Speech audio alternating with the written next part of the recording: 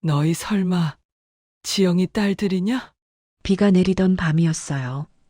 오래된 병실안 한 노부인이 침대에 누워 있었습니다. 그녀의 눈앞에는 흰 가운을 입은 세 여자가 서 있었어요. 의사, 변호사, 그리고 검사. 모두 그 여자가 한때 쓸모없다고 내쫓았던 며느리의 자식들이었습니다. 너희 설마 지영이 딸들이냐? 세 사람은 말없이 고개를 끄덕였어요.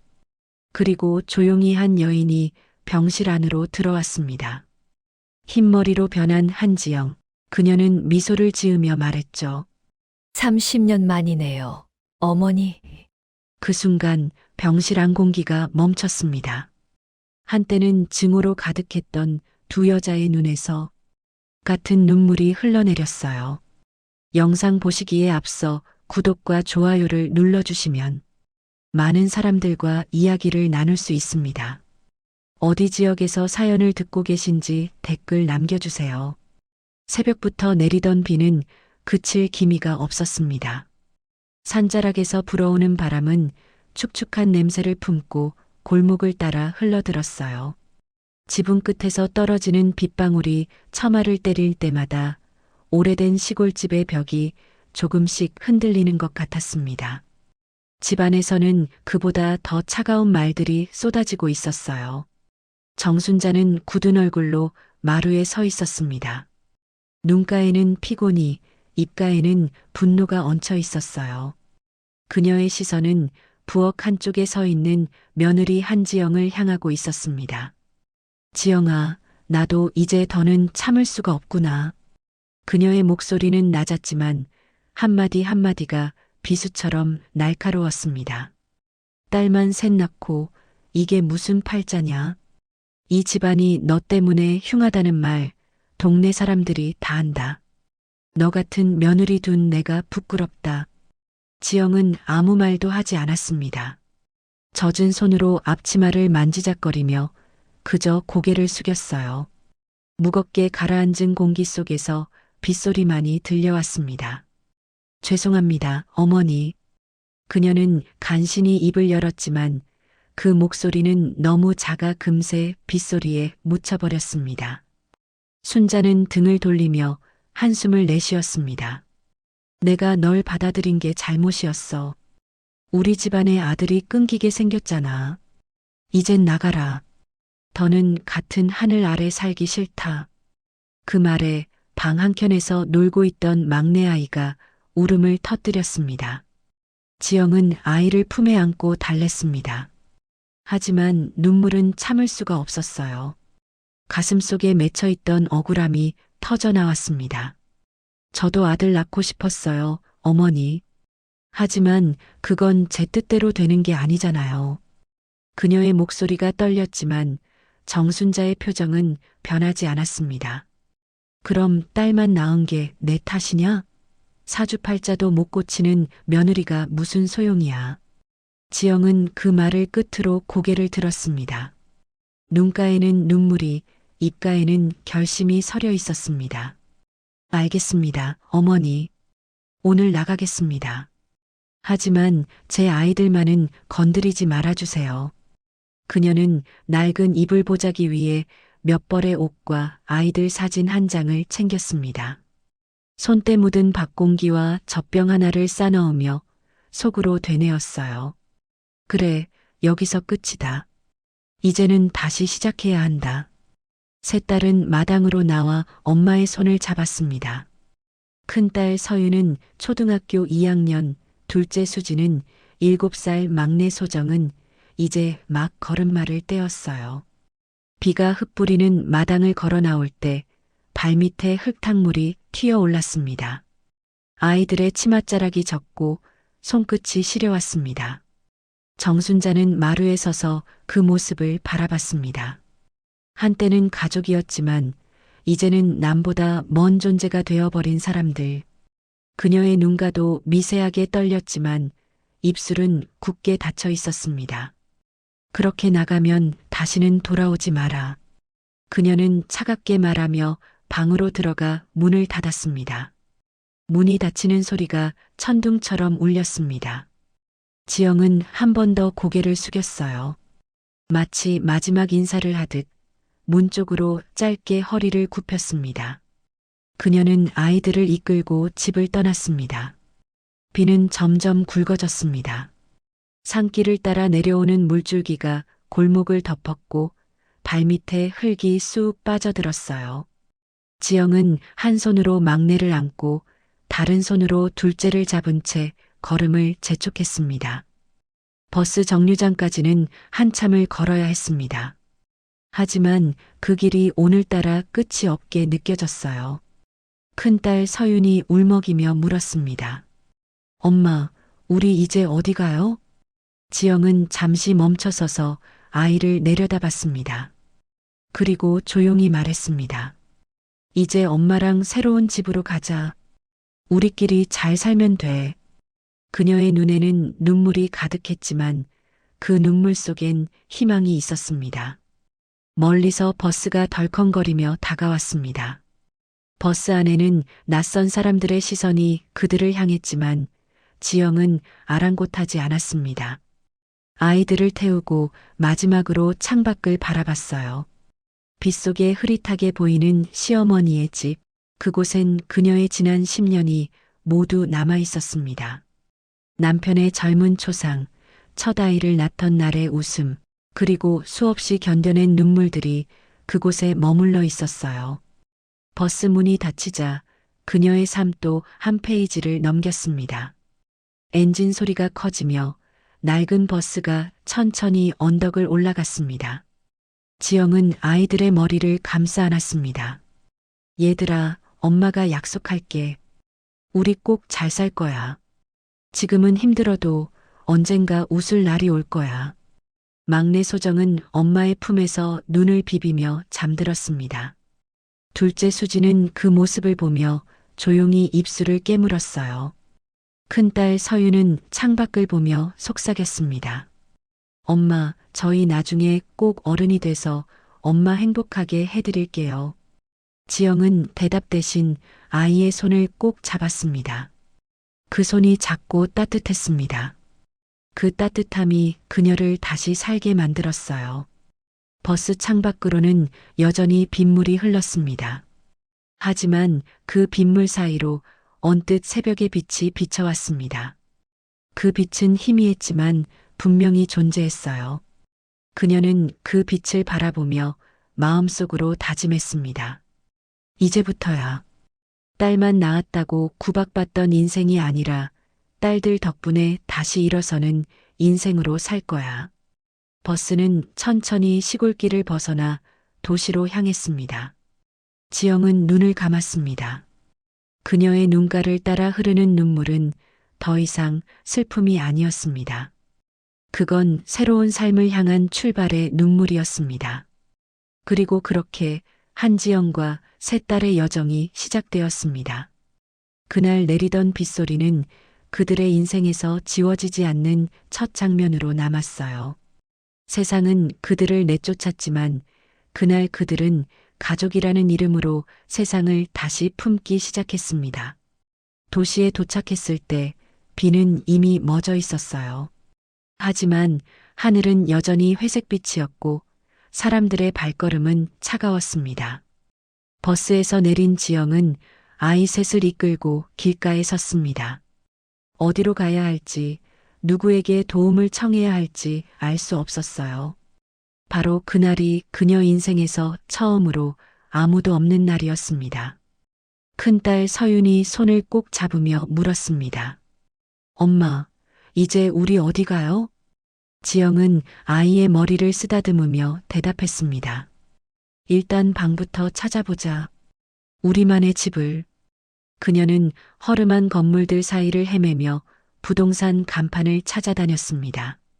하지만 보증금이 없다는 말에 대부분의 주인은 문을 닫듯 냉정하게 말했어요. 아이 셋이요? 미안한데 그런 세입자는 힘들어요. 그 말은 날선 바람처럼 마음을 베었습니다. 그래도 포기할 수는 없었습니다. 하루가 저물 무렵 지영은 오래된 여관 옆 골목의 단칸방을 발견했습니다. 벽에는 곰팡이가 피어 있었고 바닥은 찢어진 장판이 덮여 있었어요. 하지만 그곳은 내 식구가 몸을 기댈 수 있는 유일한 곳이었습니다. 그녀는 주인에게 마지막으로 말했습니다. 잠깐만요. 일 시작하면 바로 월세 드릴게요. 아이들만이라도 지붕 아래 있게 해주세요. 그날 밤 세 아이는 낡은 이불 속에서 서로의 체온을 나누며 잠들었습니다. 창문 틈으로 스며드는 바람이 차가웠지만 지영은 그 바람보다 더 차가운 세상을 이미 알고 있었어요. 그녀는 아이들의 머리카락을 쓰다듬으며 중얼거렸습니다. 엄마가 다 해줄게. 이제부터 우리 다시 시작하자. 새벽 4시. 지영은 잠에서 깨자마자 일을 찾아 나섰습니다. 거리에는 막 새벽 시장이 열리고 있었고 손수레를 끄는 사람들의 숨소리가 들렸습니다. 하루만이라도 일하게 해주세요. 그녀는 국밥집, 청소용역, 분식집, 슈퍼발 닿는 곳마다 찾아다녔습니다. 오전이 다 지나서야 한 식당의 주인이 고개를 끄덕였습니다. 설거지부터 해봐요. 손 빠르면 내일부터 계속 나와도 돼. 그 말이 그렇게 고마울 수가 없었어요. 지영은 바로 앞치마를 받아들고 허리를 숙였습니다. 주방은 뜨거운 김과 기름 냄새로 가득했어요. 그녀는 하루 종일 서서 그릇을 닦고 냄비를 씻었습니다. 뜨거운 물에 손이 대어도 손끝이 갈라져 피가 나도 멈추지 않았어요. 밤이 되어 집에 돌아올 때면 발이 퉁퉁 부어 있었지만 주머니 속 10,000원짜리 한 장을 만질 때면 가슴이 뭉클해졌습니다. 이 돈으로 내일은 쌀을 사고 남은 돈으로 아이들 간식이라도 사야지. 그녀는 그렇게 스스로를 다독였습니다. 그날 밤 아이들은 촛불 하나를 켜고 숙제를 하고 있었습니다. 지영이 문을 열자 막내 소정이 가장 먼저 달려와 품에 안겼어요. 엄마, 오늘은 일 안 힘들었어요? 지영은 억지로 미소를 지으며 대답했습니다. 엄마는 괜찮아. 우리 소정이 밥 먹었어? 그 순간 둘째 수진이 다가와 김밥 2줄을 내밀었습니다. 분식집 아주머니가 주셨어요. 내일도 학교 가면 또 주신대요. 그녀는 아이들을 꼭 안으며 눈을 감았습니다. 세상의 어떤 잔인함보다 이 작고 따뜻한 순간이 더 컸어요. 밤마다 지영은 신문지를 펴놓고 공부를 했습니다. 글씨를 따라 적고 단어를 외우며 머릿속으로 꿈을 그렸어요. 검정고시 간호조무사. 그녀는 한 글자 한 글자 따라 쓰며 다짐했습니다. 내가 배워야 우리 아이들도 배울 수 있지. 아이들도 그 마음을 알고 있었습니다. 서유는 늘 엄마를 닮고 싶다고 했고 수지는 엄마는 세상에서 제일 강한 여자야라며 웃었습니다. 소정은 그런 언니들을 바라보며 나도 언니들처럼 될 거야라고 말했어요. 어느 날 밤 세 아이는 엄마 몰래 종이에 각자의 꿈을 적었습니다. 서유는 사람을 살리는 의사, 수지는 약한 사람을 돕는 변호사, 소정은 엄마처럼 강한 사람이라고 적었어요. 그 종이를 벽에 붙이며 셋은 서로를 껴안았습니다. 그 장면을 본 지영은 눈물이 났지만 그 눈물에는 절망이 없었습니다. 그건 희망의 눈물이었어요. 겨울이 왔습니다. 창문 틈으로 찬 바람이 스며들고 수도가 얼어붙었습니다. 보일러는 고장 나 있었지만 그녀는 불평하지 않았습니다. 새 아이를 품에 안고 이불을 덮으며 노래를 불러주었어요. 바람아, 불지 마라. 우리 애들 자고 있단다. 그 소리가 마치 기도처럼 방 안을 맴돌았습니다. 봄이 오자 아이들이 학교에 들어갔습니다. 낡은 교복, 빌린 책, 해진 신발. 그래도 세 딸은 한 번도 불평하지 않았어요. 학교에서 상장을 받아오던 날 지영은 눈물을 삼키며 말했습니다. 우리 애들이 최고야.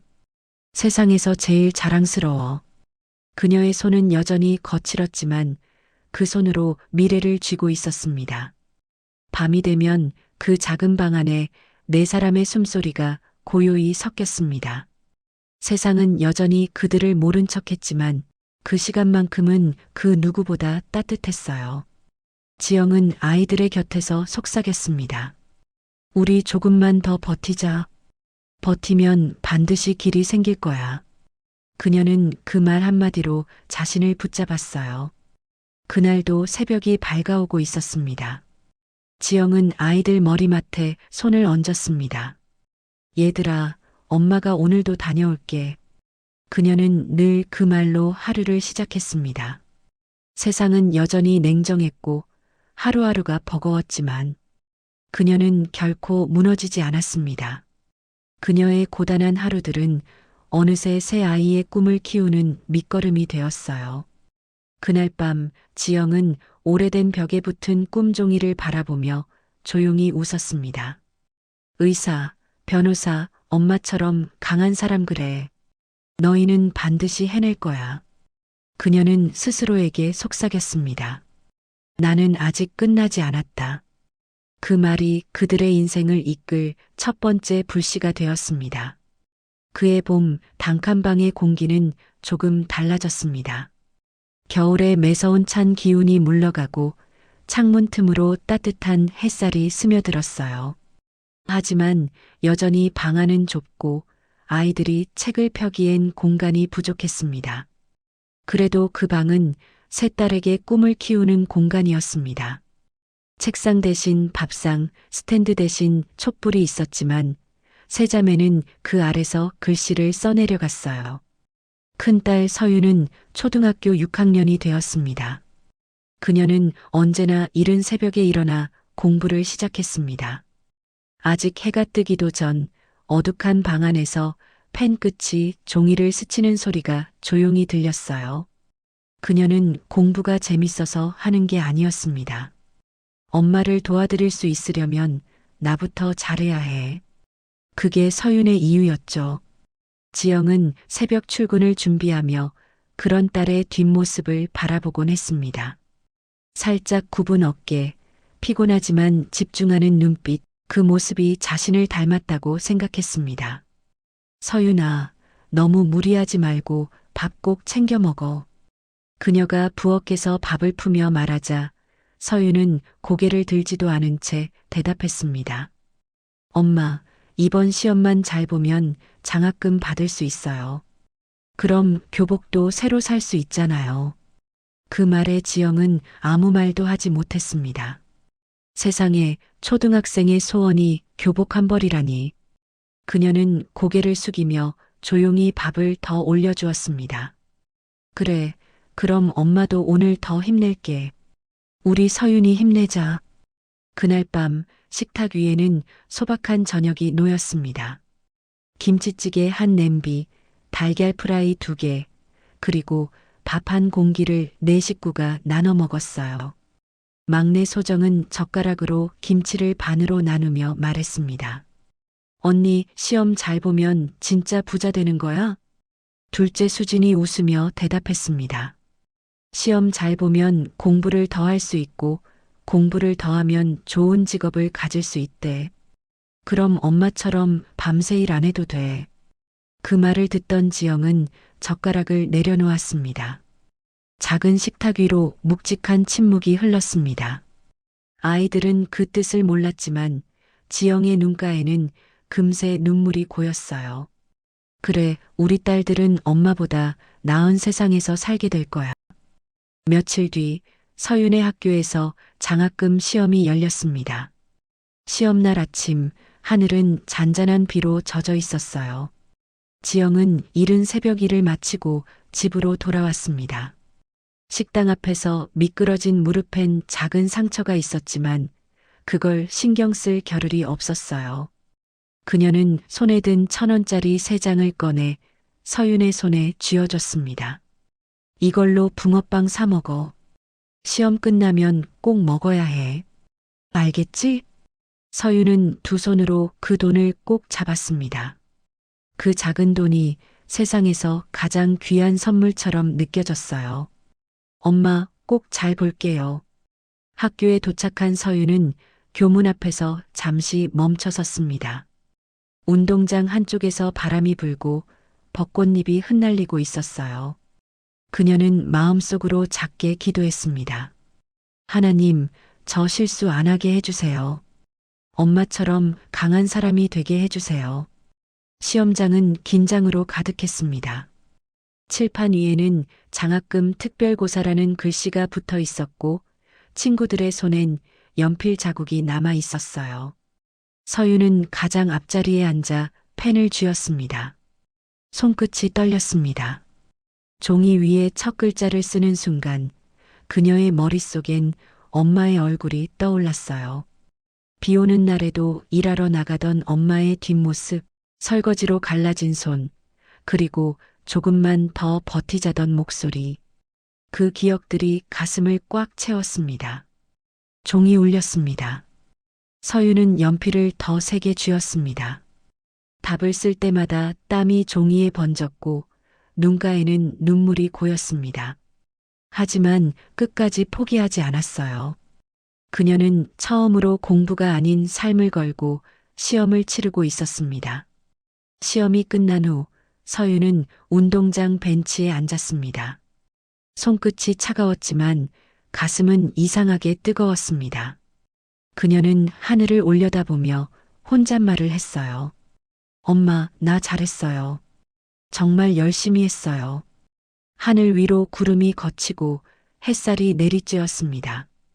그 빛은 따뜻했고 그 순간 서윤의 볼 위로 눈물이 흘러내렸습니다. 며칠 후 학교 게시판 앞은 아이들로 가득했습니다. 성적 우수 장학생 명단이 붙은 날이었어요. 서윤은 천천히 사람들 사이를 헤치고 들어갔습니다.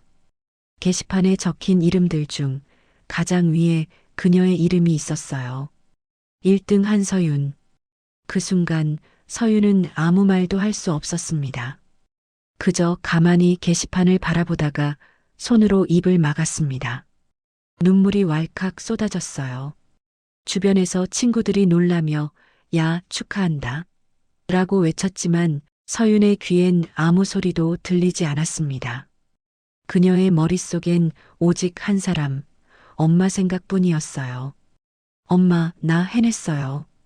집으로 뛰어가는 길, 서윤은 비에 젖은 흙길도 신경 쓰지 않았습니다. 숨이 가빠도 발걸음이 멈추지 않았어요. 단칸방 문을 열자 설거지를 하던 엄마가 놀라서 돌아봤습니다. 엄마, 나 장학금 받았어요. 1등이에요. 지영은 손에 쥔 그릇을 떨어뜨릴 뻔했습니다. 진짜야? 우리 서윤이? 서윤은 젖은 눈으로 종이를 내밀었습니다. 그 종이엔 성적 우수 장학생 한서윤이라는 글씨가 또렷이 적혀 있었어요. 막내 소정이 언니의 다리에 매달렸습니다. 언니, 우리 부자 된 거야? 둘째 수진이 웃으며 고개를 끄덕였습니다. 그럼, 언니 덕분에 우리 진짜 잘 살 거야. 지영은 세 딸을 품에 안았습니다. 손끝이 떨렸지만 마음은 세상 누구보다 따뜻했습니다. 그래, 우리 서윤이 정말 잘했다. 엄마는 너희 덕분에 행복해. 그날 밤 지영은 식탁 위에 붕어빵을 올렸습니다. 약속했잖아. 시험 끝나면 붕어빵. 서윤은 웃으며 한 입 베어 물었습니다. 엄마, 맛있어요. 진짜 맛있어요. 그녀는 그 한 입에 지난 모든 고생이 녹아내리는 것 같았습니다. 지영은 아이들을 바라보다가 조용히 중얼거렸어요. 딸만 낳았다고 손가락질 받았지만 이 아이들이 나를 다시 살게 하네. 창문 밖에서는 비가 내리고 있었습니다. 그 빗소리는 어제와 다르게 들렸어요. 슬픔이 아니라 희망처럼 들렸습니다. 지영은 아이들의 잠든 얼굴을 바라보며 속삭였습니다. 그래, 이제 시작이야. 우리 인생도 봄이 올 거야. 그날 밤 그녀는 오래도록 잠들지 못했습니다. 창문 틈으로 들어오는 봄바람이 커튼을 흔들고 그 사이로 희미한 달빛이 흘러들었어요. 그 빛이 서윤의 이마 위에 내려앉았습니다. 지영은 그 빛을 바라보다가 천천히 미소 지었습니다. 그 미소는 지난 세월 처음으로 찾아온 진짜 행복의 표정이었습니다. 시간은 참 묘했습니다. 눈 깜짝할 사이에 어제의 어린 손들이 자라나 있었어요. 지영이 처음 서울에 올라와 작은 단칸방에서 아이들과 몸을 맞대고 잠들던 날이 엊그제 같았는데 이제는 세 딸이 제각기 책을 펴고 공부하는 나이가 되어 있었습니다. 그동안 세상은 변했지만 그들의 삶은 여전히 고단했습니다. 그러나 그 고단함 속엔 단단한 뿌리가 자라고 있었어요. 지영은 그것을 느낄 수 있었습니다. 자신의 손등이 점점 거칠어질수록 세 딸의 손끝은 점점 단단해지고 있다는 거요. 아침마다 식당 앞에서 김치통을 들고 뛰던 시절이 있었습니다. 그 무게가 너무 무거워 손이 얼얼했지만 딸들이 도시락을 싸들고 학교로 향하는 모습을 볼 때면 그 고단함이 다 사라졌어요. 엄마, 저 오늘 발표회 있어요. 엄마, 이번엔 수학 100점이에요. 딸들의 말 한마디는 그 어떤 약보다 더 큰 힘이었습니다. 큰딸 서유는 성실하고 책임감이 강한 아이였습니다. 초등학교를 졸업하자마자 스스로 장학금을 타서 중학교에 진학했어요.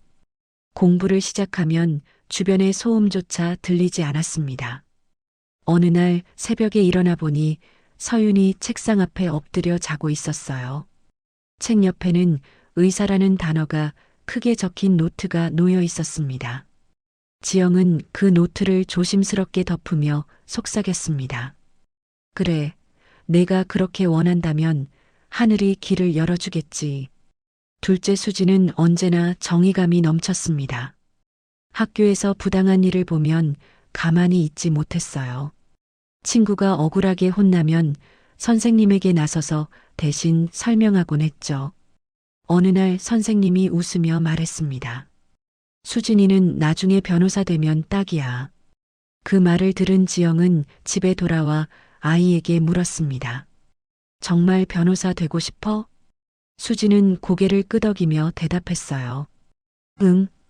엄마처럼 억울한 사람들 도와주고 싶어요. 그 말에 지영은 잠시 말을 잇지 못했습니다. 세상에 이렇게 어린아이가 세상의 불공평을 벌써 배우다니. 그녀는 아이를 꼭 안으며 조용히 말했습니다. 그럼 엄마가 도와줄게. 너희가 하고 싶은 건 뭐든 해. 막내 소정은 언제나 웃음을 잃지 않았습니다. 언니들이 공부하는 동안에도 조용히 그림을 그렸어요. 종이 위에는 언제나 4명의 인물이 등장했습니다. 엄마, 언니 둘, 그리고 자기 자신. 그리고 그 위에는 항상 하얀 구름과 밝은 해가 떠 있었죠. 지영은 그런 그림을 볼 때마다 마음이 따뜻해졌습니다. 이 아이는 감정이 밝구나. 나보다 훨씬 강하겠구나. 세 딸은 저마다의 속도로 성장했습니다. 집안 형편은 여전히 넉넉하지 않았지만 그들은 단 한 번도 불평하지 않았어요. 학교에서 돌아오면 서로의 숙제를 봐주고 엄마가 늦게까지 일하고 돌아오면 뜨거운 물을 데워 발을 씻겨드렸습니다. 어느 날 밤 지영이 피곤에 못 이겨 잠들었을 때 세 딸은 조용히 엄마의 손을 잡았습니다. 엄마 손 다 갈라졌어. 우리 나중에 다 크면 엄마 손 고와지게 해줄 거야. 아이들의 속삭임이 어둑한 방 안을 따뜻하게 채웠어요. 그 시절의 하루하루는 단조로웠지만 그 속엔 묵직한 사랑이 있었습니다. 지영은 여전히 새벽부터 일어나 식당으로 향했고 점심엔 청소 용역을, 저녁엔 세탁소 일을 했어요. 하루 세 곳을 오가며 겨우 생활비를 마쳤지만 아이들이 배불리 밥을 먹고 교복을 입고 학교에 갈 수 있다는 사실 하나로 버틸 수 있었습니다. 하루는 식당에서 함께 일하던 아주머니가 물었습니다. 언니, 언제까지 이렇게 살 거야? 남편도 없고 애 셋이나 키우려면 너무 힘들잖아. 지영은 조용히 웃으며 대답했어요. 글쎄요. 언제까지일진 모르지만 그 애들이 웃는 한은 괜찮아요. 그 대답은 담담했지만 그 속에는 강한 믿음이 깃들어 있었습니다. 세월은 그렇게 흘러 어느새 세 딸 모두 고등학생이 되었습니다. 그때쯤 지영은 허리 통증이 심해졌습니다. 아침마다 허리를 붙잡고 일어나야 했지만 아이들 앞에선 내색하지 않았어요. 엄마 괜찮아요? 괜찮지. 엄마는 바위야. 바위는 아프지 않아. 그녀는 늘 그렇게 웃었습니다. 하지만 밤이 되면 지영은 고통을 참고 누운 채 조용히 울었습니다. 얘들이 대학 가기 전까지만 버티자. 그때까지만이라도. 아이들은 엄마의 마음을 몰랐을까요? 아니요, 알고 있었어요. 그래서 더 열심히 했습니다. 서유는 새벽 4시에 일어나 공부를 했고 수지는 친구들에게 노트 필기를 빌려주며 학비를 벌었어요. 소정은 방과 후 미술학원을 대신 가르쳐주는 아르바이트를 시작했습니다. 그들의 노력은 어머니의 침묵보다 더 큰 언어였습니다. 어느 겨울날 작은 기적이 찾아왔습니다. 세 딸이 함께 돈을 모아 케이크 하나를 사왔어요. 엄마, 오늘이 엄마 생일이에요. 지영은 놀라 눈을 크게 떴습니다. 언제 기억했어? 엄마 생일도 까먹은 줄 알았는데. 서윤이 웃으며 말했습니다. 엄마는 맨날 우리 생일만 챙겨주잖아요. 오늘은 엄마 차례예요. 그 말에 지영은 입을 가리고 울었습니다. 초 하나가 꽂힌 케이크 위에 불빛이 흔들렸습니다. 엄마, 소원 빌어요. 그녀는 잠시 눈을 감고 조용히 속삭였습니다. 세상의 어떤 일보다 이 아이들이 끝까지 서로를 사랑하게 해주세요. 그 말과 함께 그녀는 촛불을 껐습니다. 그날 밤 세 딸이 잠든 뒤 지영은 창가에 앉았습니다.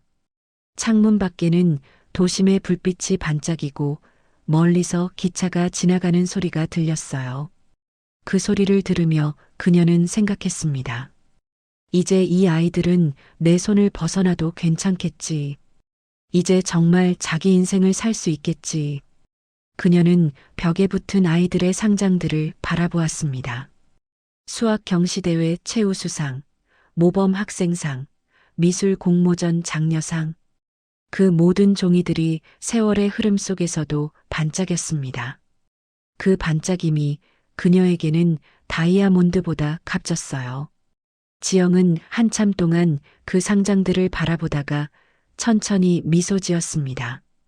그 미소에는 지난 세월의 고통과 피로, 그리고 한없는 자부심이 담겨 있었습니다. 그녀는 속으로 중얼거렸습니다. 딸만 낳았다고 욕을 먹던 내가 결국 이 아이들 덕에 살았네. 딸들이 내 인생의 빛이었구나. 창문 너머로 새벽이 밝아오고 있었습니다. 그녀는 천천히 커튼을 걷으며 속삭였습니다. 이제 이 빛이 저 아이들의 길을 비춰주겠지. 그날 새벽의 햇살은 유난히 따뜻했습니다. 그건 세 딸의 미래를 예고하듯 긴 터널 끝에 드디어 찾아온 봄빛 같았어요. 봄비가 내리던 오후였습니다. 서울의 대형 병원 복도에는 소독약 냄새가 짙게 퍼져 있었고 B- 하는 기계음이 귓가를 울렸습니다. 흰 가운을 입은 사람들이 분주히 오가는 가운데 그중 한 여의사가 차트를 들고 걸음을 재촉하고 있었습니다. 서윤이었습니다. 서윤은 이제 내과 전문의가 되어 있었습니다. 그녀의 이름표에는 한서윤 내과라고 새겨져 있었어요. 새벽 6시부터 밤 10시까지 이어지는 강도 높은 근무에도 그녀는 단 한 번도 불평하지 않았습니다. 누군가의 생명을 살리는 일이 그녀가 어린 시절부터 마음속에 품어온 사명이었기 때문이었습니다. 하루하루는 정신없이 흘러갔지만 가끔씩 조용한 순간이 찾아오면 서윤은 병원 창문 너머로 비치는 도시의 불빛을 바라보곤 했습니다. 그럴 때면 어릴 적의 기억이 떠올랐습니다. 작은 방, 노랗게 빛나던 스탠드, 그리고 밤마다 그녀의 머리맡에서 기도하던 어머니의 목소리. 서윤아, 세상에 지지 말고 끝까지 해내자. 그 한 문장이 지금의 자신을 만든 말이었습니다. 그날 오후 응급실에서 긴급 호출이 들어왔습니다. 70대 여성, 교통사고 후 의식 저하, 혈압 불안정. 서윤은 반사적으로 차트를 집어들고 뛰어갔습니다. 수많은 환자를 봐왔기에 그녀는 감정이 아닌 이성을 앞세우는 법을 익히고 있었습니다. 하지만 그날만은 달랐습니다. 침대에 실려 들어온 노인의 얼굴을 본 순간 그녀의 손이 멈췄습니다. 비쩍 마른 얼굴, 희끗한 머리카락, 세월의 주름이 깊게 새겨진 입가. 낯설었지만 이상하게도 가슴 한가운데가 쿵 하고 내려앉았습니다. 서윤은 차트를 확인했습니다. 환자 이름 정순자. 눈앞이 순간 하얘졌습니다. 그 이름을 본 순간 그녀의 머릿속에 오래된 기억들이 쏟아져 들어왔어요. 비 내리던 날 마당에 서 있던 할머니의 눈빛, 딸만 낳아서 집안이 망했다던 목소리, 엄마의 떨리는 손, 그리고 세 자매가 울며 집을 떠나던 그날의 뒷모습. 서윤은 숨을 크게 들이켰습니다. 의사로서의 본능이 머릿속에서 울렸습니다. 환자는 환자야. 감정은 잠깐 내려놔야 해. 하지만 손끝이 떨렸습니다. 그녀는 조심스럽게 명찰을 손으로 가리고 침대 곁으로 다가가 노인의 상태를 살폈습니다. 혈압 70대, 산소 포화도 82, 곧 쇼크 옵니다. 간호사의 다급한 목소리에 서윤은 몸을 움직였습니다. 수액 2개 동시에 올리고 산소 10리터 주세요. 심전도 모니터 연결하고 혈압 다시 확인. 짧고 단호한 명령이 이어졌습니다. 수십 번의 위기 속에서 단련된 프로의 모습이었습니다. 하지만 마음 한켠에서는 묘한 떨림이 멈추지 않았습니다. 이 사람을 살리고 싶다는 마음과 그토록 잊으려 했던 과거의 그림자가 한꺼번에 밀려왔기 때문이었습니다. 응급조치가 끝난 후 환자는 중환자실로 옮겨졌습니다. 서윤은 복도 한쪽에 서서 한참 동안 움직이지 못했습니다. 손끝이 차가워졌고 심장은 빠르게 뛰었습니다. 그녀는 조용히 중얼거렸습니다. 정순자 할머니 정말 그분이 맞는 걸까? 그녀는 며칠간 고민했습니다. 차트상 이름만 같을 수도 있다고, 혹시 다른 사람일지도 모른다고 스스로를 설득했어요. 하지만 마음속에서 자꾸만 한 가지 기억이 떠올랐습니다. 비 오는 날 엄마의 손을 잡고 쫓겨나던 그날의 냄새. 그 기억이 너무 선명해서 부정할 수 없었습니다. 며칠 뒤 회진을 돌던 서윤은 중환자실 앞에서 멈췄습니다. 커튼 너머로 환자가 누워있는 모습이 보였습니다. 조용한 산소호흡기 소리, 주름진 손등에 꽂힌 주사바늘, 그리고 얼굴을 덮고 있는 희끗한 머리카락. 서윤은 천천히 다가가 침대 곁에 섰습니다. 그녀는 환자의 손등을 바라봤습니다. 거칠고 마른 손, 오래된 상처 자국 하나. 기억 속의 손과 똑같았습니다. 서윤의 눈가가 젖었습니다. 정말 어머니가 맞네요. 그녀는 조용히 속삭였습니다. 30년 전 한 번도 불러보지 못했던 이름. 할머니도 시어머니도 아닌 그냥 한 인간으로서의 이름이었어요. 그녀는 곁에 서서 한참을 바라봤습니다. 그동안 미워했던 시간들이, 그리고 용서하지 못했던 날들이 파도처럼 밀려왔습니다. 왜 그랬어요? 왜 엄마를 그렇게 힘들게 하셨어요? 속으로만 중얼거리며 눈을 감았습니다. 하지만 동시에 또 다른 목소리가 들렸어요. 그래도 지금 이렇게 다시 만났잖아. 지금이라도 늦지 않았을지도 몰라. 그날 밤 서윤은 어머니에게 전화를 걸었습니다. 엄마, 혹시 이름이 정순자이신 외할머니 아니 할머니 계세요? 지영은 순간 아무 말도 하지 못했습니다. 숨소리가 흔들렸습니다. 서윤아, 왜 물어봐? 오늘 병원에 환자가 왔는데 이름이 같아요. 나 아무래도 그분인 것 같아요. 지영은 말없이 숨을 삼켰습니다. 수화기 너머에서 긴 정적이 흘렀습니다. 그리고 이내 그녀의 낮은 목소리가 들렸습니다. 그분 아직 살아계신 거니? 그 한마디에 서윤은 더 이상 말을 잇지 못했습니다. 두 사람은 아무 말 없이 전화를 끊었습니다. 며칠 뒤 지영은 병원으로 향했습니다. 비가 내리는 오후였어요. 병원 입구 앞에서 잠시 멈춰선 그녀는 손에 작은 꽃다발을 들고 있었습니다. 흰 국화 한 송이와 연보랏빛 프리지아 몇 송이. 그녀는 떨리는 손으로 병실 문을 열었습니다. 침대 위에는 세월에 깎인 듯한 얼굴이 누워 있었습니다. 순자의 눈은 감겨 있었고 호흡은 약했습니다. 지영은 조용히 곁으로 다가갔습니다. 손끝이 닿는 순간 30년의 세월이 한꺼번에 되살아났어요. 비 오는 날 마당, 울던 아이들, 닫히던 문소리. 지영은 떨리는 목소리로 속삭였습니다. 어머니. 순자의 눈꺼풀이 천천히 떨렸습니다. 서윤은 그 장면을 병실 문가에서 바라봤습니다. 눈물 한 줄기가 천천히 그녀의 뺨을 타고 흘러내렸습니다. 30년 전 며느리와 시어머니로 맺어졌던 두 여자가 이제는 한 인간으로서 한 생명의 끝자락에서 다시 마주한 순간이었습니다. 그날 병원 창밖에는 또다시 봄비가 내리고 있었습니다. 그러나 그 비는 더 이상 차갑지 않았습니다. 그건 지난 세월을 씻어내리는 듯한 따뜻한 빗소리였어요. 창밖에는 봄비가 고요히 내리고 있었습니다. 병실 창문을 타고 흐르는 빗방울이 길게 이어졌다 끊어지며 마치 세월의 자취처럼 유리창에 희미한 흔적을 남겼습니다. 정순자는 침대 위에 누워 있었습니다. 호흡기는 일정한 박자로 숨을 들이쉬고 내쉬며 그 작은 진동이 그녀의 흉곽을 천천히 움직이고 있었습니다. 그녀는 눈을 감은 채 천천히 생각했습니다. 이 소리는 내 심장 소리 같구나. 세월이란 참 잔인했습니다. 그녀가 젊었을 땐 하루가 너무 바빴습니다.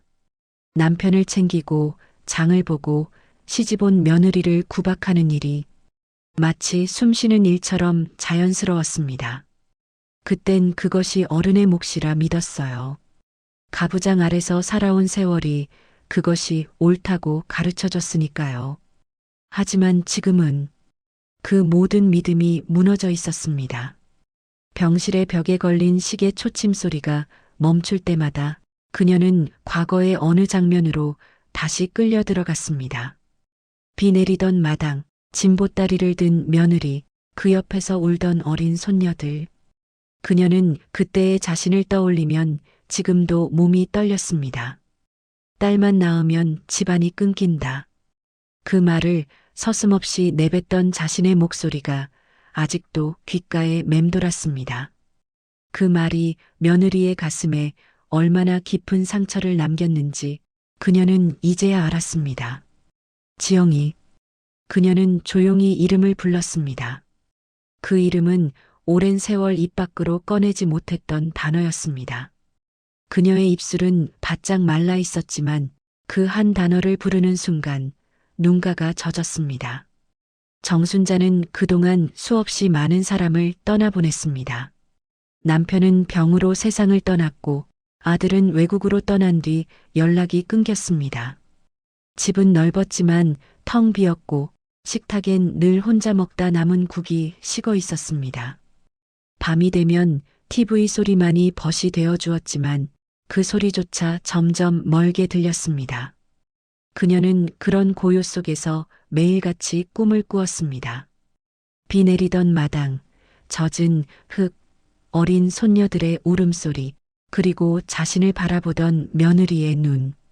그 눈빛에는 분노보다 더 깊은 무언가가 담겨 있었습니다.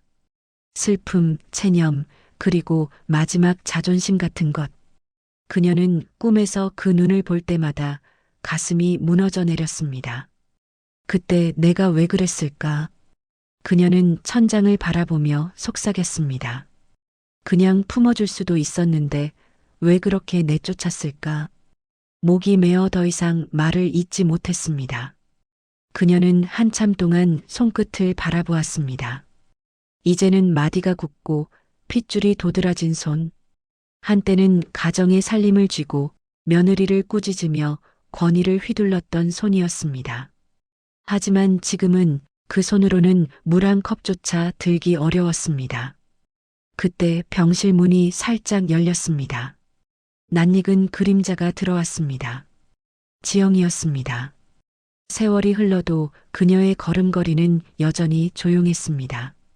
머리에는 희끗한 흰머리가 섞였고 얼굴엔 깊은 주름이 자리했습니다. 하지만 그 눈빛만큼은 예전과 같았습니다. 온화하고 단단한 그러나 오랜 시간의 슬픔을 품은 눈빛이었습니다. 정순자는 눈을 크게 떴습니다. 숨이 잠시 멎는 듯 했어요. 지영이 너냐? 그녀의 목소리는 거의 들리지 않았습니다. 지영은 조용히 고개를 끄덕였습니다. 네, 어머니. 그 순간 정순자의 눈가에 눈물이 맺혔습니다. 떨리는 손이 공중에서 허공을 더듬었습니다. 지영은 다가가 그 손을 꼭 잡았습니다. 그 손은 차갑고 약했습니다. 어머니, 이제 좀 괜찮으세요? 지영의 목소리는 부드럽고 낮았습니다. 정순자는 말없이 그 얼굴을 바라봤습니다. 많이 늙었네, 너도. 세월이 다 그렇죠, 어머니. 그동안 어떻게 살았니? 지영은 잠시 숨을 고르고 대답했습니다. 열심히 살았어요. 아이들 셋 다 잘 자랐고 각자 자기 자리에서 열심히 살고 있어요. 그 말을 들은 정순자는 눈을 감았습니다. 눈물 한 방울이 뺨을 타고 흘렀습니다. 그래, 그렇게 됐구나. 그 아이들 내가 그때 몰라봤어. 딸만 낳았다고 그게 무슨 죄라고. 그녀는 스스로의 말을 끝맺지 못했습니다. 지영은 조용히 고개를 숙이며 손등을 매만졌습니다. 그때는 시대가 그랬잖아요. 저도 한동안 원망했지만 이제는 괜찮아요. 괜찮다니 내가 너한테 무슨 짓을 했는데. 정순자의 목소리는 떨렸습니다. 그녀는 울음과 함께 오랜 세월의 후회를 토해냈습니다. 그날 너희를 내쫓고 나서 문 닫자마자 후회했어. 하지만 자존심 때문에 그 문을 못 열었어. 그녀의 어깨가 떨렸습니다. 지영은 아무 말 없이 그 손을 꼭 잡고 있었습니다. 그때 병실 문이 다시 열렸습니다. 서윤이 들어왔습니다. 하얀 가운을 입은 그녀는 잠시 멈춰 섰습니다. 지영이 돌아봤고 둘의 시선이 잠시 마주쳤습니다. 정순자는 천천히 고개를 돌렸습니다. 너 서윤이니? 서윤은 조용히 고개를 끄덕였습니다. 네, 할머니. 정순자는 눈을 크게 떴습니다. 그녀의 눈앞에는 30년 전 마당에서 울고 있던 어린아이의 얼굴이 겹쳐 보였습니다. 이렇게 컸구나. 이렇게 훌륭하게 자라다니. 그녀는 떨리는 손을 내밀었습니다.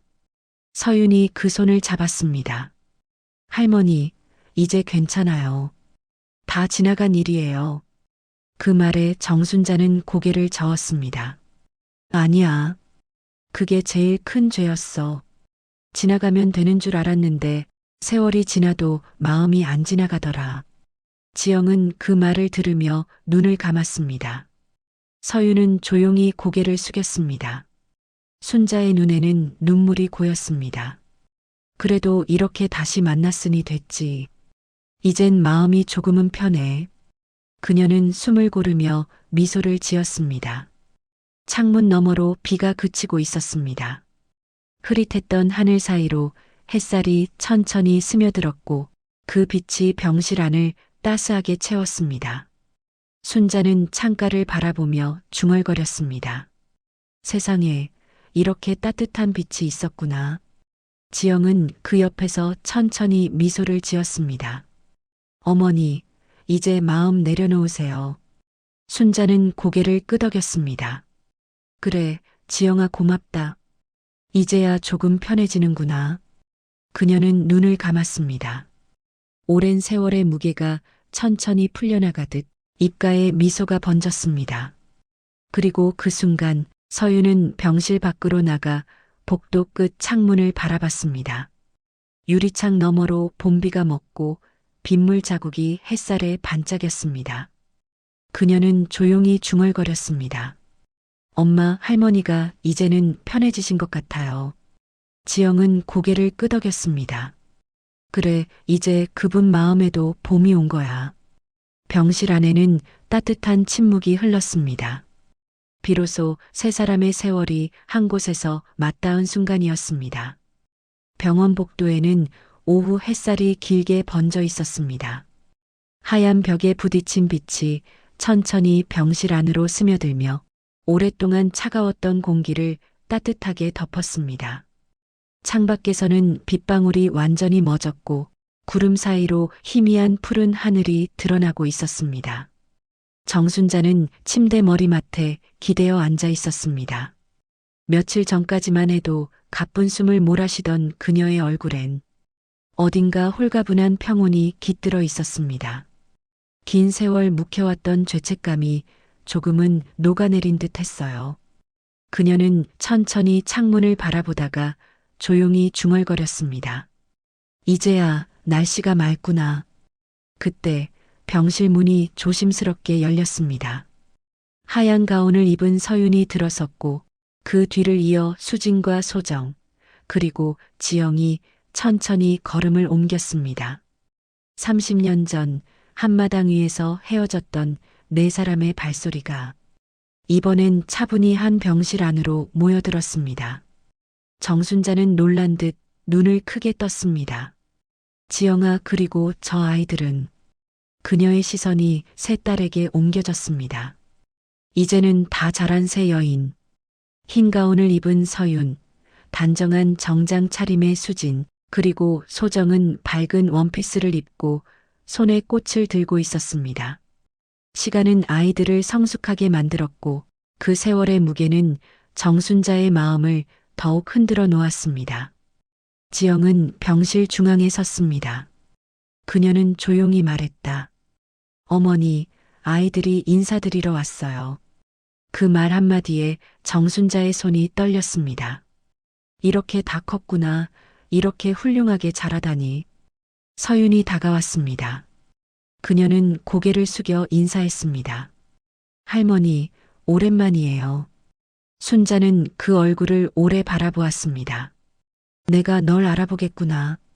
내 눈이 내 엄마를 닮았어. 그녀의 눈빛이 흔들렸습니다. 둘째 수지는 조심스럽게 입을 열었습니다. 할머니, 저도 뵙고 싶었어요.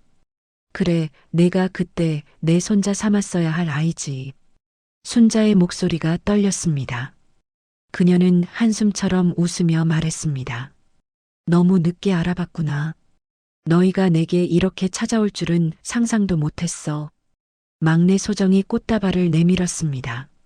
할머니, 저 그림 그리는 사람이에요. 오늘은 꽃을 그리고 싶어서요. 할머니께 드리려고 직접 그렸어요. 그녀의 작은 손에서 건네진 스케치에는 흰 국화와 노란 프리지아가 조심스럽게 그려져 있었습니다. 순자는 그 종이를 바라보다가 눈가가 젖었습니다. 예쁘다, 참 예쁘다. 그림 속 꽃이 꼭 내 마음 같네. 지영은 병상 옆 의자에 앉았습니다. 그녀는 손가락으로 천천히 이불에 주름을 쓸며 말했습니다. 이제 다 괜찮아요, 어머니. 우리 모두 잘 지냈어요. 서윤이는 의사로, 수진이는 변호사로, 소정이는 그림으로. 이렇게 어머니 앞에 서게 됐어요. 그 말에 정순자는 고개를 숙였습니다. 내가 내쫓은 아이들이 나보다 100배는 훌륭하게 자랐구나. 그녀의 눈물이 흘러내렸습니다.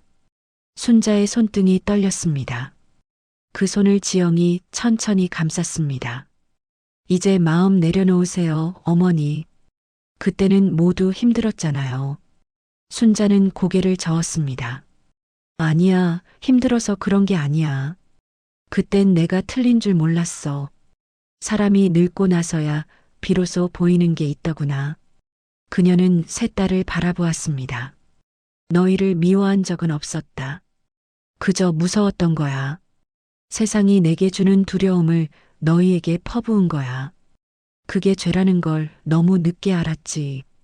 그녀의 목소리는 작았지만 병실 안의 공기는 숨죽인 듯 고요했습니다.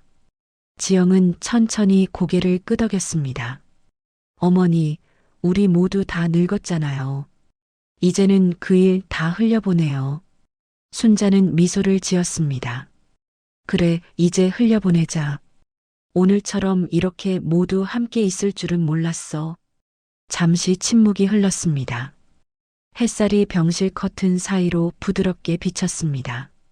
그 빛이 순자의 얼굴 위를 스쳤고 그녀는 두 손으로 그 따스함을 느끼듯 천천히 눈을 감았습니다.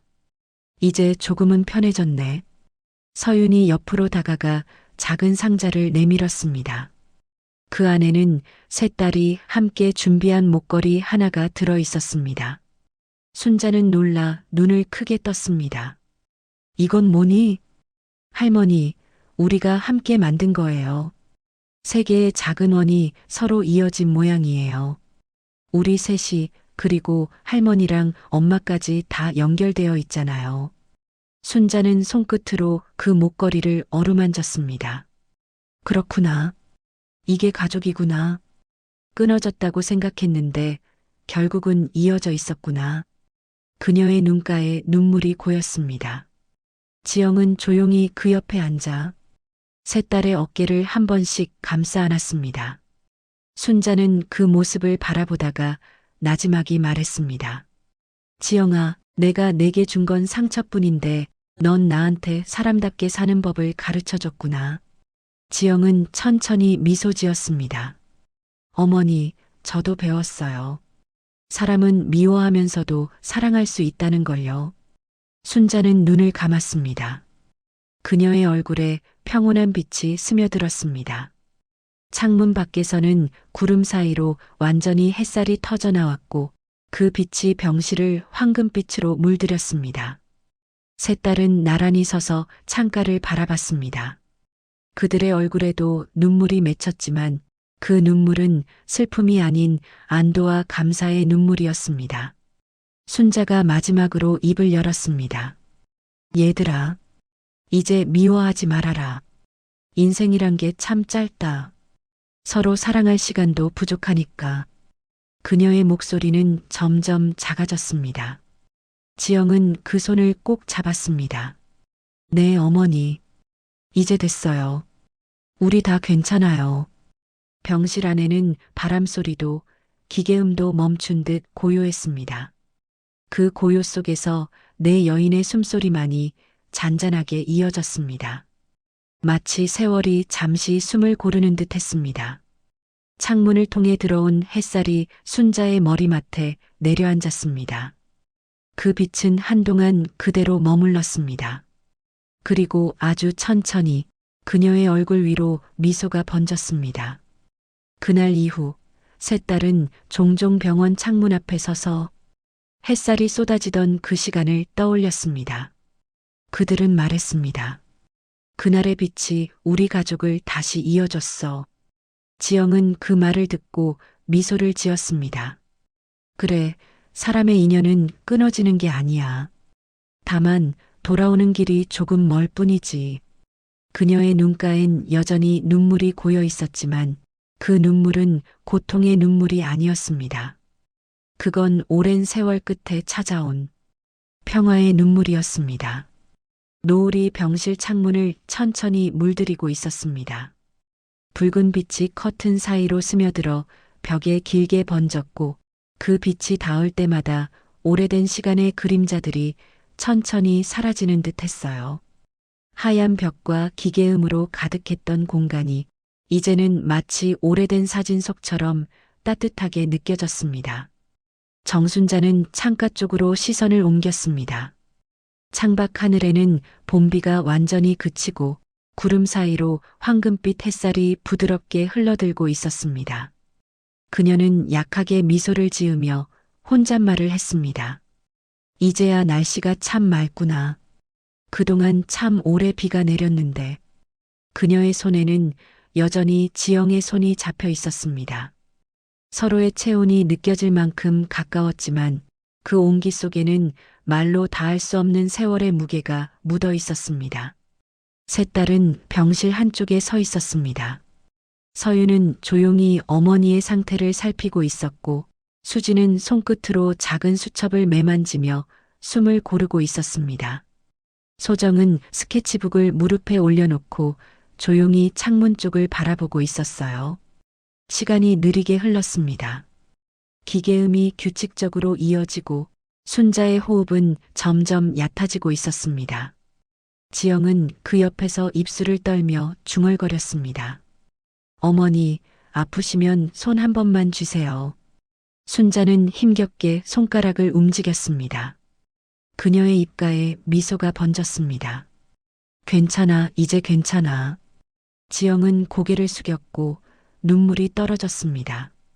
그 눈물이 순자의 손등 위로 흘러내렸습니다. 순자는 그 손을 느끼며 낮게 속삭였습니다. 내 손 참 따뜻하다. 그때 왜 그 손을 잡아주지 못했을까? 지영은 고개를 들었습니다. 어머니, 이제 다 지나갔어요. 그날의 일도 그 아픔도 이젠 저도 미워하지 않아요. 순자는 눈을 감은 채 작게 웃었습니다. 미워하지 않아줘서 고맙다. 그게 내가 가진 가장 큰 복이야. 서윤이 다가왔습니다.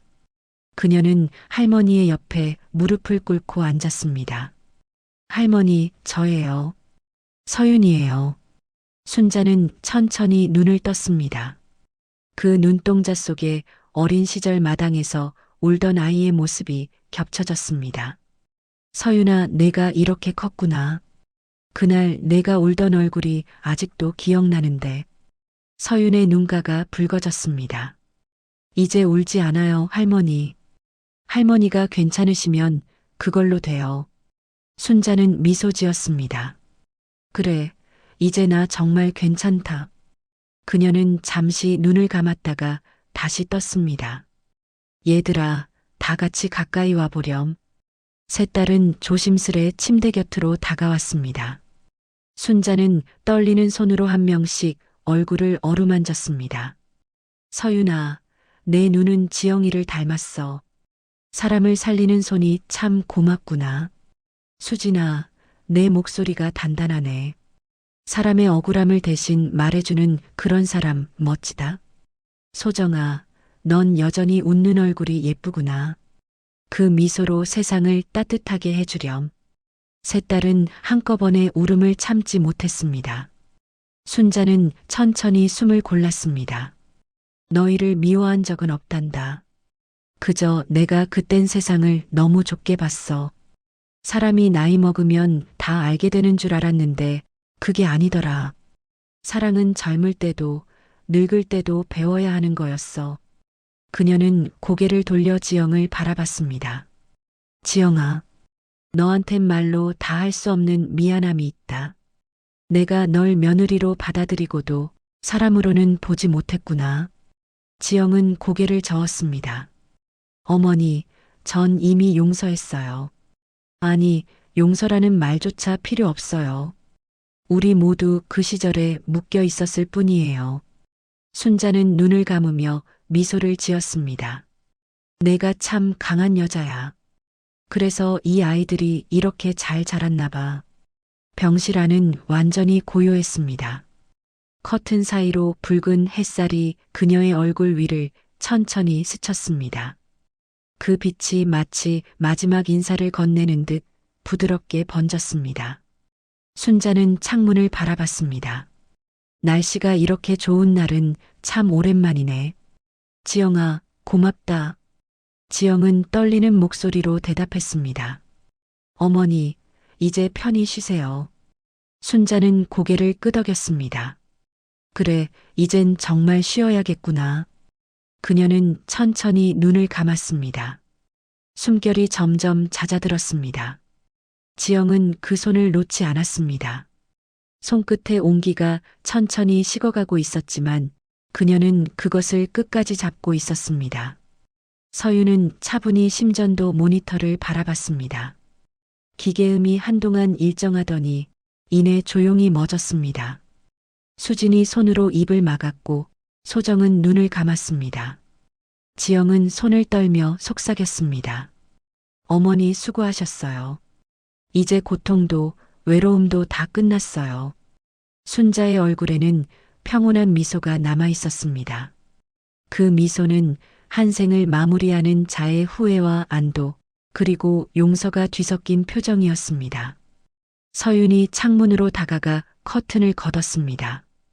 붉은 노을빛이 병실 가득 쏟아졌습니다. 그 빛은 따뜻했고 순자의 얼굴 위에 닿아 은은히 빛났습니다. 마치 오랜 어둠 끝에 처음 찾아온 봄 햇살 같았습니다. 소정은 스케치북을 펴고 그 장면을 조용히 그리기 시작했습니다.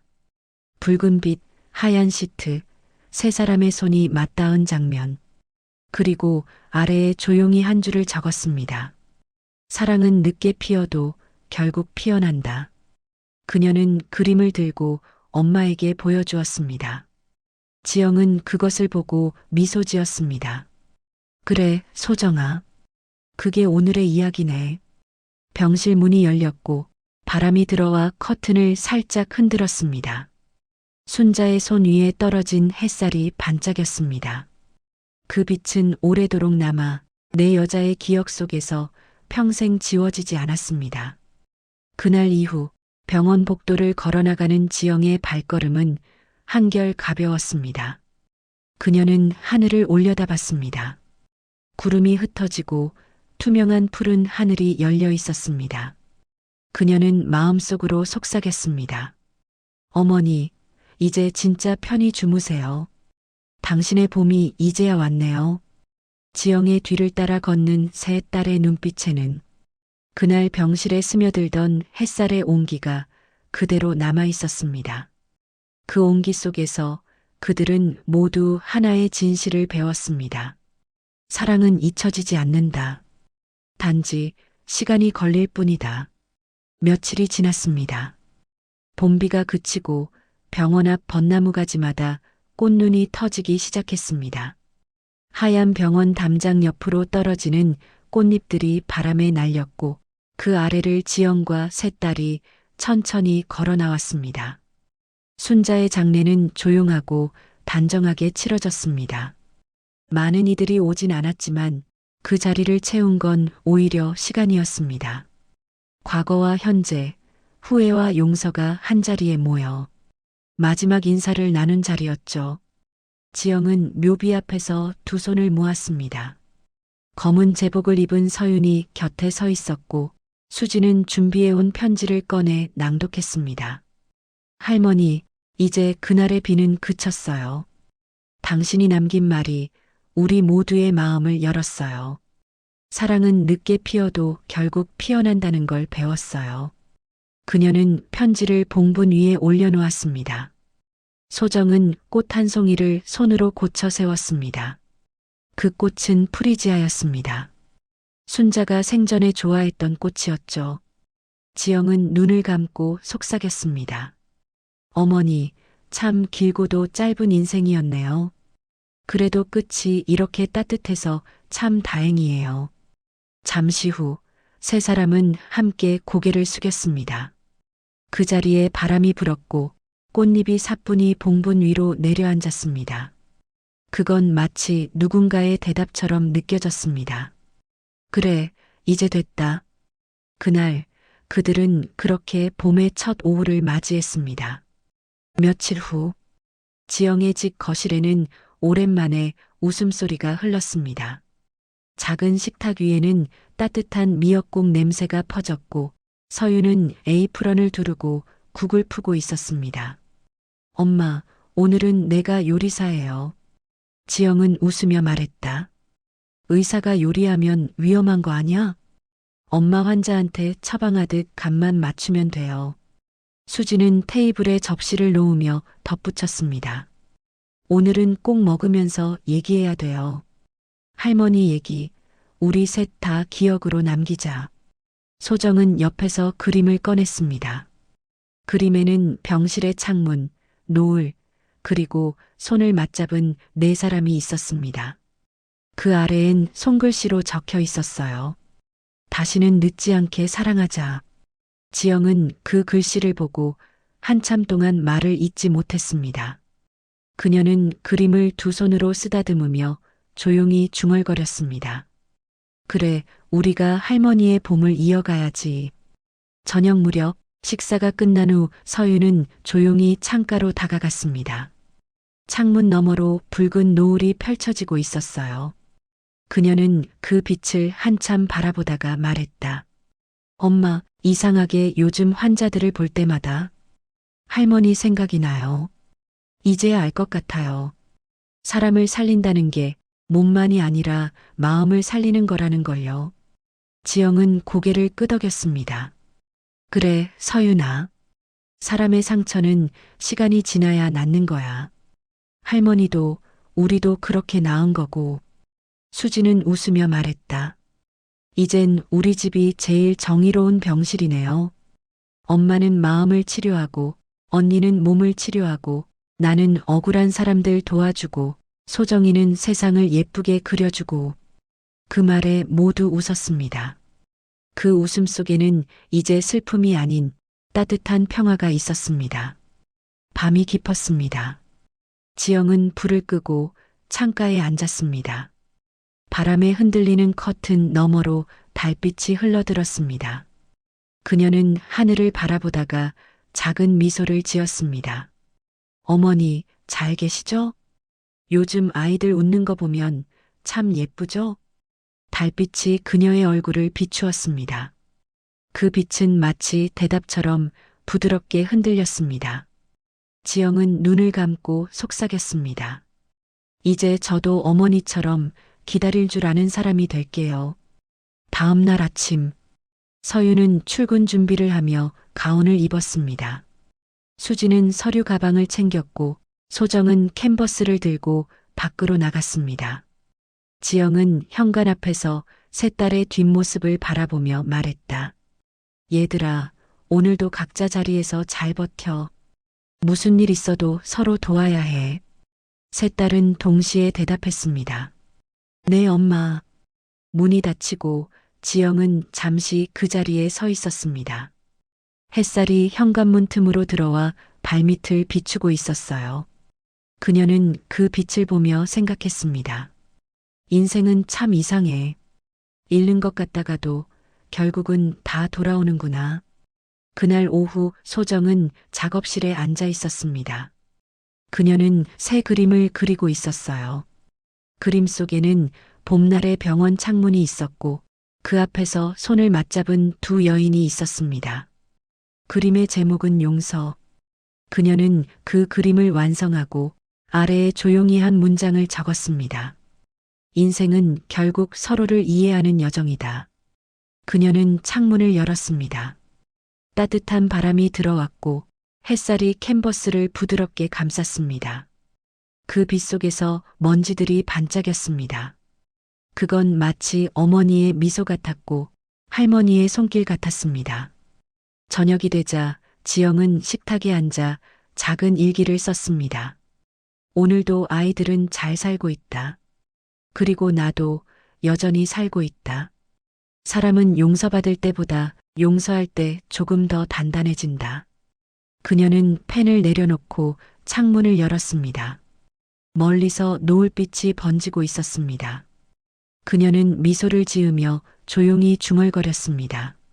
어머니, 봄이 참 길어요. 이젠 그 긴 봄을 우리끼리 살아볼게요. 그리고 다음 날 아침 서유는 출근길 버스 안에서 창밖을 보았습니다. 도로 옆 가로수마다 연초록 새잎이 돋고 있었어요. 그녀는 어릴 적 엄마가 했던 말을 떠올렸습니다. 겨울이 길어도 봄은 꼭 오지. 그녀는 창밖을 향해 미소 지었습니다. 그 미소에는 후회도 슬픔도 없었습니다. 그건 단지 오랜 기다림 끝에 맞이한 새로운 계절을 향한 인사의 미소였습니다. 그날 봄은 유난히 맑고 길었습니다. 새 모녀가 걸었던 길 위로 벚꽃잎이 천천히 흩날렸고 그 바람 속에는 오래된 목소리가 들리는 듯 했습니다. 있을 때 잘해야 한다. 그 말은 바람을 타고 다시 그들의 마음으로 스며들었습니다. 이제 그들의 인생은 다시 흘러가기 시작했습니다. 미움은 사라지고 사랑만이 남은 계절. 그건 누군가의 끝이자 또 다른 누군가의 새로운 시작이었습니다.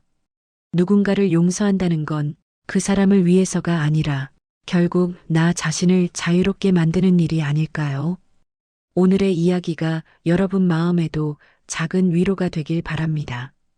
잊지 마세요. 우리의 인생에도 언젠가 다시 봄은 찾아옵니다. 이야기가 마음에 닿았다면 구독과 좋아요로 함께 해주세요. 당신의 하루에도 따뜻한 이야기가 찾아가길 바랍니다.